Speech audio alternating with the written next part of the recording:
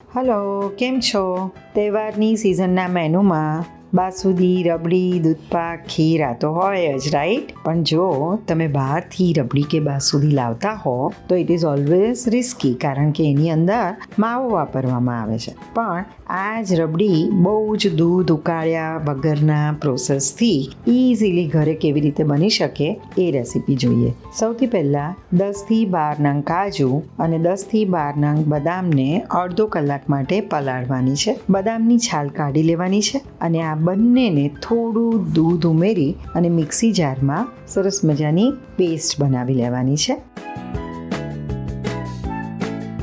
પનીર લઈશું. પનીરને આ રીતે હાથથી ક્રમ્બલ કરી લેવાનું છે. 100થી 150 ગ્રામ જેટલું પનીર તમે લઈ શકો છો. કન્સિસ્ટન્સી થીક જોઈએ છે કે મીડિયમ જોઈએ છે એ પ્રમાણે.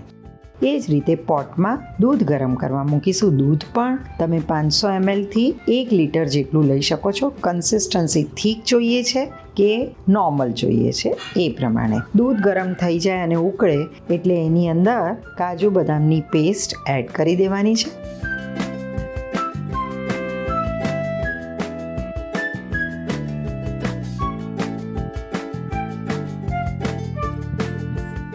સરસ રીતે એને સ્ટર કરતા રહીશું, જેથી કરીને પેસ્ટ નીચે ચોંટે નહીં.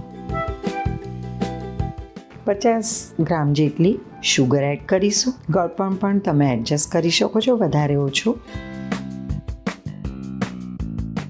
ગરમ દૂધમાં પલાળેલું કેસર ઉમેરીશું.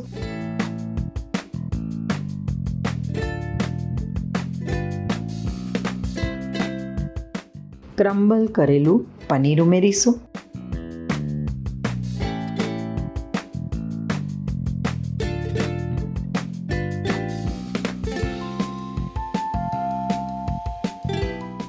લો હીટ ઉપર જ રાખવાનું છે. બરાબર એને મિક્સ કરી દેવાનું છે.